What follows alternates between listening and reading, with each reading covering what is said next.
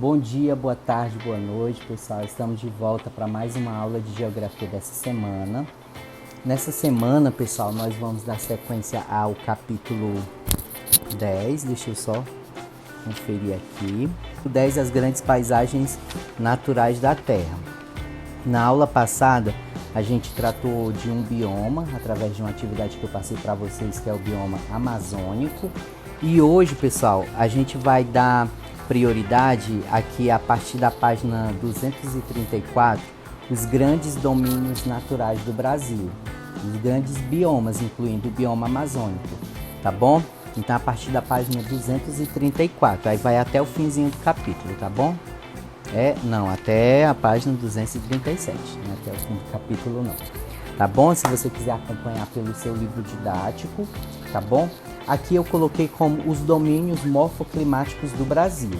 E aqui nós temos listados, pessoal, os principais, segundo a classificação do geógrafo Aziz Absaber, tá bom? No livro didático de vocês tem todas essas informações. Você pode observar aqui, pessoal, deixa eu pegar um lápis aqui, pronto. Domínio amazônico, o cerrado, mares de morro, caatinga, araucária, pradarias e faixas de transição.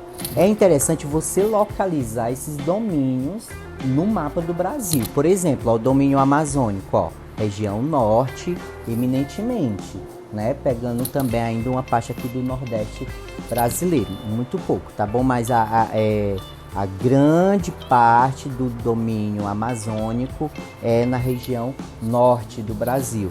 O domínio do cerrado, pessoal, olha aqui, parte central do Brasil, tá bom?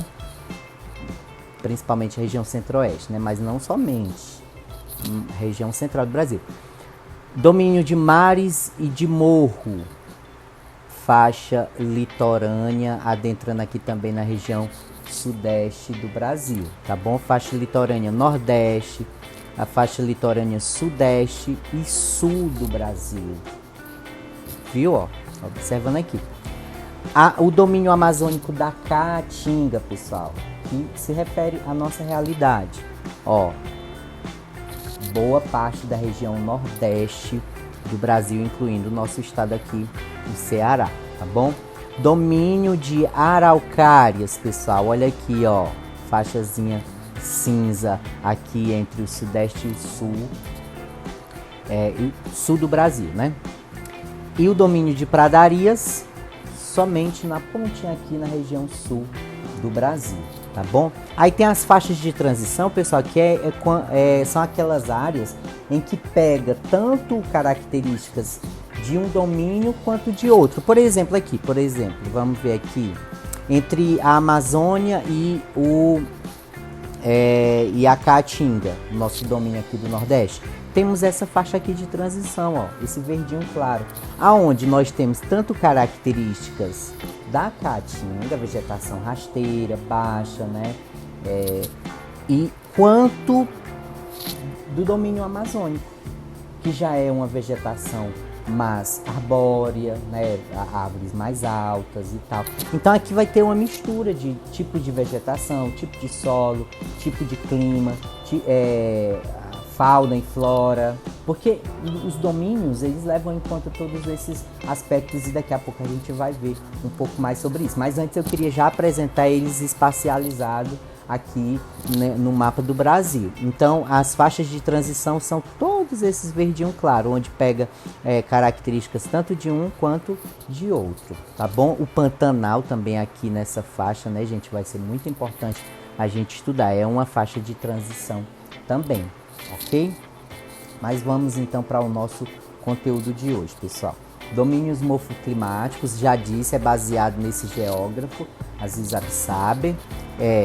Interação, ele leva em conta, para classificar esses domínios morfoclimáticos, é levado em conta a interação entre clima, relevo e vegetação de um ecossistema.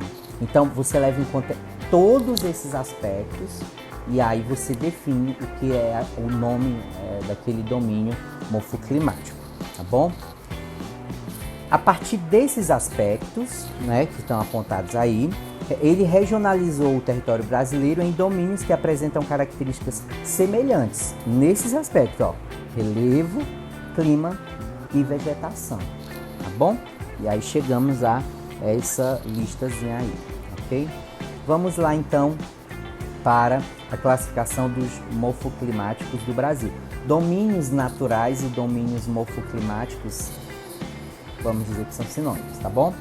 Então, os domínios florestados, aqui ele fez uma divisão entre duas classificações que levam em conta o porte das árvores, a altura das vegetações. Por exemplo, esses domínios florestados são domínios morfoclimáticos ou domínios naturais. Eu vou ficar usando as duas palavras para vocês entenderem que elas são sinônimos, tá bom? Então, domínios florestados são domínios de vegetações elevadas. A Amazônia, por exemplo, a vegetação da Amazônia não é rasteira, né, gente? Não é uma vegetação de pradaria, por exemplo, de campo, aquela coisa baixinha. Não, o domínio amazônico, as vegetações são extremamente elevadas. A altura delas são bem expressivas. Domínio florestado também, pessoal, é o domínio de mares e de morro, que é onde se insere a Mata Atlântica. Também é um domínio de floresta. Árvores bem elevadas, além das araucárias. Então, são 3 domínios classificados como domínios florestados. E domínios de formações herbáceas, vegetações baixinhas, graminhas, aquele capim, aquela vegetação rasteira. Então, nós temos o cerrado, nós temos a caatinga, que é o nosso caso, a nossa vegetação não é alta, né, pessoal? Vocês sabem disso. A grande parcela, o que predomina na vegetação da caatinga são vegetações mais baixas, não como o capim, como nas pradarias, mas são baixas se comparadas às árvores dos domínios florestados, tá bom? São geralmente de altura mediana, tá bom? Além das pradarias, tá bom? Então, as faixas de transição são passagem de um domínio para o outro, já expliquei, né? Entre a passagem de um para o outro, tem elementos da paisagem que se misturam, tanto de um quanto de outro. Eu já havia apontado isso para vocês. Agora a gente vai apresentar cada um dos domínios tratando das questões ambientais, das questões das relações entre o homem e esses domínios, as alterações que eles vêm sofrendo, os impactos ambientais que eles vêm sendo vem sofrendo durante os anos e anos depois do descobrimento aí do Brasil, vamos dizer assim. No caso do domínio amazônico, e aí cada domínio, pessoal, você vai ter uma imagem ao fundo, né, mostrando a riqueza daquele domínio, as características principais daquele domínio específico. No caso desse domínio aqui, nós temos avanço da agropecuária, que causa desmatamento, porque para mim abrir pasto para o gado, eu vou ter que desmatar. Vem as queimadas, muito utilizado tanto para o pasto quanto para plantio, né? Erosão dos solos, que é o desgaste do solo, né? O solo vai ficando solto, vai ficando sem o elemento das árvores ali para segurar aquele solo. Então, se o solo fica solto, quando vem a chuva, esse solo ele é carreado, ele é levado para as áreas mais rebaixadas. Isso é chamado de processo erosivo, né? Erosão do solo. Então, você tira as árvores, desprotege o solo, a chuva vem e vai levando esse recurso natural. Assoreamento dos rios. Uma coisa completa a outra. Tirando as árvores que seguram esse solo vai parar nas partes mais rebaixadas. As partes mais rebaixadas são os rios. Os rios são o elemento mais baixo de uma bacia hidrográfica, né? Uma bacia hidrográfica é uma região, né, onde todos os recursos hídricos daquela região alimentam aquele rio. Então, tudo que é córrego, tudo que é rios menores, sei lá, qualquer outro recurso hídrico vai alimentar aquele rio principal, ele é então a parte mais baixa. Então, os solos que são levados também pela chuva, eles vão parar então aonde? Dentro desses rios, diminuindo a calha desses rios. Se esses rios antes tinham uma profundidade maior, então com essa retirada das árvores nas partes mais elevadas e esse solo descendo para dentro desse rio, a calha que antes era X, ela vai ficar menos X. Até ocorrer situações em que desaparece quase que totalmente essa calha e o rio fica todo espraiado, né? Prejudicando esse recurso hídrico. Além da construção de usinas hidrelétricas, inundando vastas áreas, expulsão de indígenas de suas terras. Então, são todos os impactos ambientais que que vem enfrentando esse domínio aqui especificamente, que é o Amazônia. Agora vamos para o domínio do Cerrado, gente. Você vê que a vegetação, ó, herbácea, né? Vegetação mais rasteira, menos, não é domínio florestado dentro daquela classificação que eu apresentei no início, né? Não tem as árvores tão elevadas. Então veja, ó, muita graminha, árvores de pequeno porte, ok? O domínio do Cerrado, quais são os impactos ambientais que esse domínio vem sofrendo no Brasil? Garimpo de pedras preciosas e ouro. Era interessante a gente ficar de vez em quando olhando o mapa, né, gente? Aonde que está o domínio do Cerrado, ó. Nessa parte central, laranja, ó. Tá bom? Exatamente no centro-oeste brasileiro, aonde está Minas Gerais. Entendeu? Então, por isso que ele sofre com essa questão de exploração de pedras e metais preciosos. Além de que, pessoal? Desbarrancamento de margens de rios. Entra a parte de erosão de solos também, quando você tira a vegetação do entorno dos rios, né? Então, o barranco, ele vai ceder e ele vai cair sobre as margens desses rios, tá bom? Assoreando, que é o próximo assunto, ó. Assoreamento e contaminação das águas, além de solo, ele vem, não só isso, pessoal, vem a contaminação da água por mercúrio também. Devido a essa atividade do garimpo, né, pessoal? Esse material, ele é utilizado ali no processo de mineração e tal. Então, muitas das vezes, esses materiais, que é utilizada a água e esses materiais, né, esses compostos, para fazer o processamento ali da mineração. Então, a maioria desses materiais vai parar nos recursos hídricos também, poluindo esses recursos. Tá bom? Avanço da agropecuária, do mesmo jeito lá do domínio amazônico, né? O avanço agropecuário, que aí vem o desmatamento, assoreamento e tal, além de desmatamentos e queimadas, tá bom? O domínio da Caatinga, pessoal, vamos olhar o nosso domínio aqui, pessoal, amarelinho, né? Ó, região nordeste do Brasil, a maior parte, esse domínio, ele compreende a nossa região nordeste, tá bom? Então, quais são os impactos ambientais que sofre esse domínio aí chamado de Caatinga, né, das Caatingas?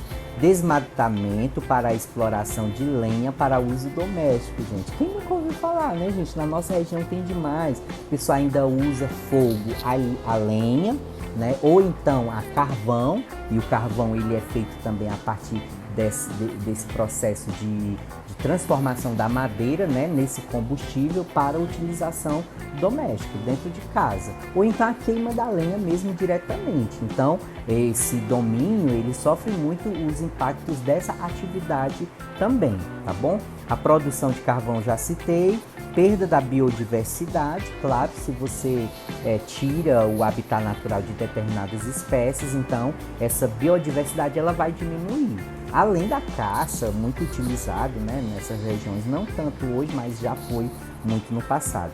Desertificação e erosão do solo. Então, quando eu tiro essa vegetação, quando eu desmato ou quando eu queimo e eu deixo esse solo ali desprotegido, aí vem a erosão, que eu já expliquei, né, gente? Então, aquele solo ele vai empobrecendo. Aquele solo ele vai ficando mais complicado dele se refazer, né? De se desenvolver novamente. E se eu colocar gado e eu for pisotear aquela área, mais ainda, aí é que eu vou aumentar esse processo de desertificação. O que é o processo de desertificação, pessoal? É o processo onde o solo vai se tornando com aquela característica de deserto, aquele solo em que não nasce mais nenhuma vegetação, simplesmente aquele campo aberto e não nasce mais nenhuma vegetação, você não pode plantar, você não pode fazer nada, a não ser que você recupere aquela área, tá bom? Irrigação inadequada provocando a salinização do solo. Esses são os impactos ambientais aí do domínio das caatingas, tá bom? Temos aí outra vegetação, outro domínio de vegetação rasteira também, né, herbácea, que é o domínio das pradarias, pessoal. Quais são os impactos sofridos? Vamos ver onde é que ele ocorre, né, gente? Ó, as pradarias lá no sul do Brasil, ó. Lá na pontinha, tá bom? A pecuária. Veja que em quase todos os domínios, pessoal, nós vemos essa atuação ou da agricultura ou da pecuária, né? Quando não os dois, né? A agropecuária. No caso aqui, nós temos a atuação da pecuária especificamente, ocasionando a compactação do solo, que eu falei lá na desertificação da Caatinga, né, gente? Então, quando você coloca um gado em uma determinada área, aquele solo ele vai ser compactado pelo pisoteamento ali do gado ou de qualquer outro animal pesado também, né? Então, ó, dificuldades de nascimento de gramíneas. Vocês já entenderam, né, que a compactação ela vai tirar todo as possibilidades desse solo se desenvolver naturalmente e, inclusive, produzir ali plantas, desenvolvimento de gramíneas, como ele está falando aqui, tá bom? Além da erosão e a arenização do solo. A erosão, né, o solo desprotegido, a chuva vem e leva e vai empobrecendo aquele solo. Outro domínio, agora no caso é um domínio florestado, né, de vegetação, mas de porte mais elevado, né, gente, que é o domínio das araucárias. Quais são os impactos onde ele ocorre, né, gente? Vamos lá, araucárias, ó, aqui, ó, não sei se vocês veem, cinzazinho, né, entre o sudeste e o sul do Brasil, tá bom? Esse domínio das araucárias, quais são os impactos que ele vem sofrendo, pessoal? O intenso desmatamento. Então, quase todos os domínios, ou a grande parte dos domínios que a gente vai estudar, sempre vai ter o desmatamento como dos impactos sofridos. Todos os domínios, a Caatinga sofre com desmatamento, o domínio amazônico, é sempre sempre recorrente, né, esse aspecto de desmatamento nos domínios. Corte ilegal de árvores, porque aí já vem a questão de comercialização dessa madeira. Novamente, erosão do solo, né, o solo está desprotegido e tal, e das vertentes, o que é mais perigoso, né, pessoal? Porque aí uma vertente é o que? Um morro, né? Então, se eu tiro a vegetação desse morro, aí tem os deslizamentos de terra, né, pessoal? Os deslizamentos de terra, ok? Assoreamento dos rios. Eu também já expliquei, né, pessoal? Assoreamento, a questão do solo, que vai sendo levado pela chuva e vai parar nas calhas dos rios. Aqui foi mostrado um exemplo mais prático de como é que ocorre esse processo de assoreamento das vertentes, dos morros, né? Por exemplo, um morro, gente, quando ele tem uma proteção de vegetação, o que acontece? Esse solo, ele não é levado para as partes mais rebaixadas. Ou se é levado, mas ele é carreado numa quantidade muito baixa, muito pequena, inexpressivo, não causa nenhum impacto ambiental. Aqui ele está mostrando como antes, né, ó, gente?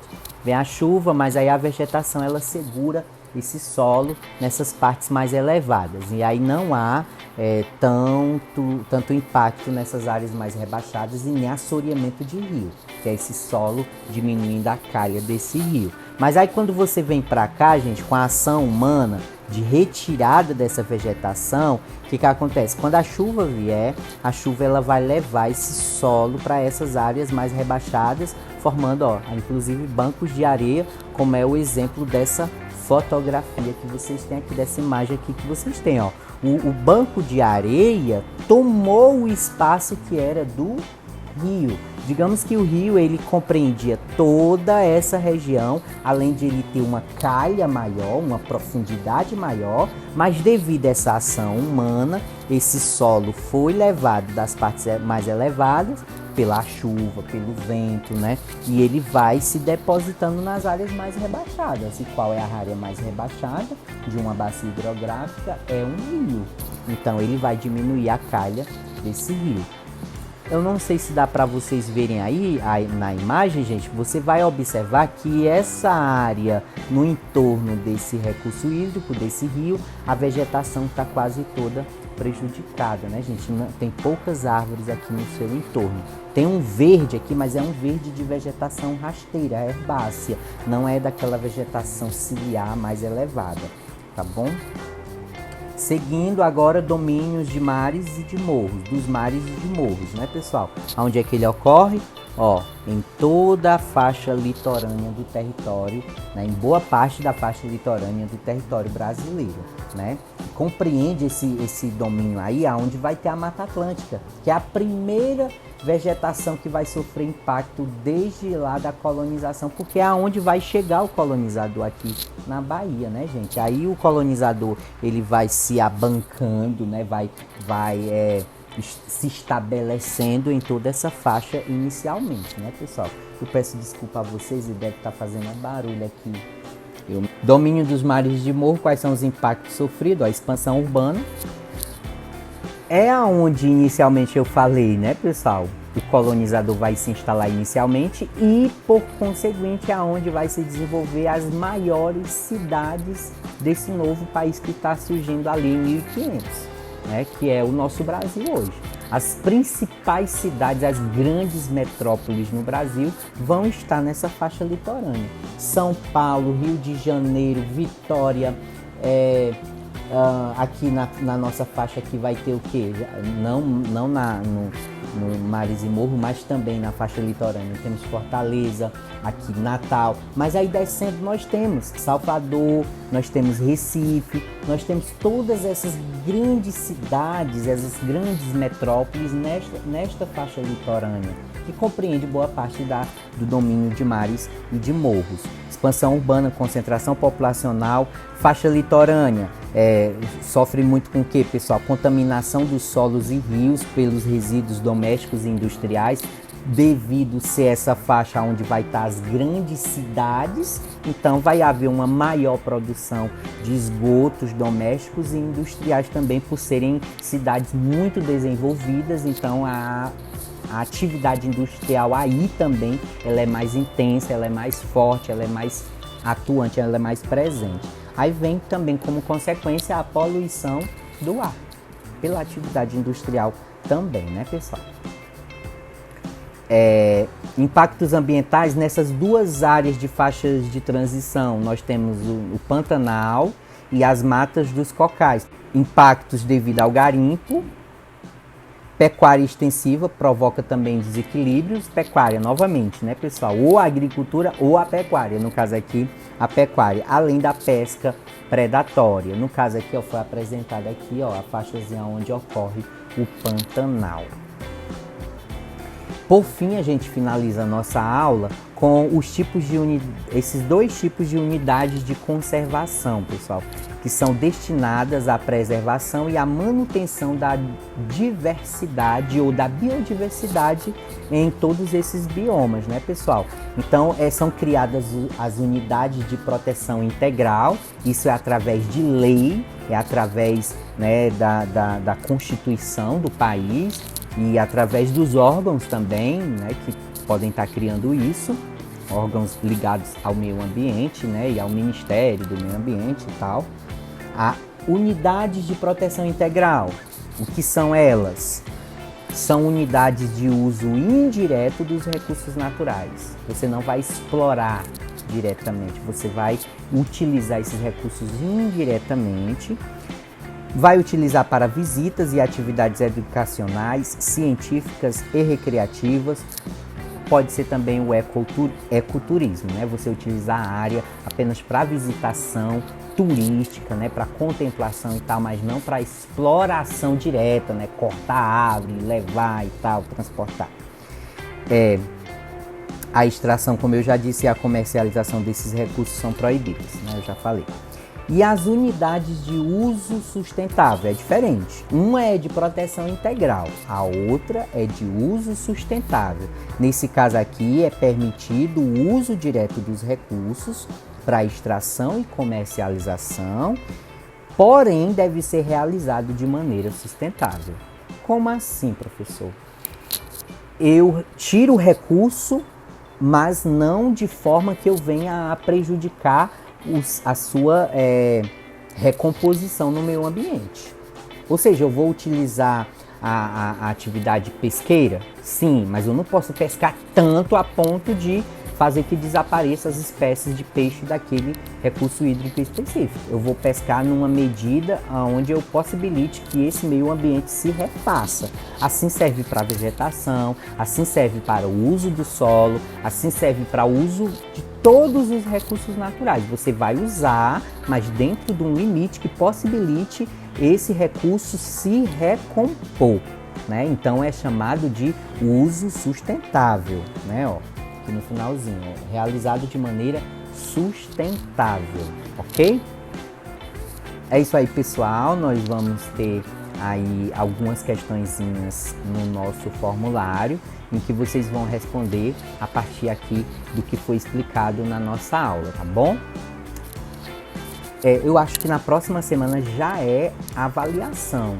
Como nós podemos ver aqui, no dia 4 de dezembro nós teremos mais uma avaliação aí nesse quarto período. Então, nós vamos abordar esse assunto e também o assunto que nós tratamos na aula passada, especificamente do domínio amazônico, né? Que a gente ficou só no domínio amazônico na aula passada com aquela atividade, e hoje nós apresentamos aí os diversos domínios naturais brasileiros, né? Principalmente na parte dos impactos ambientais.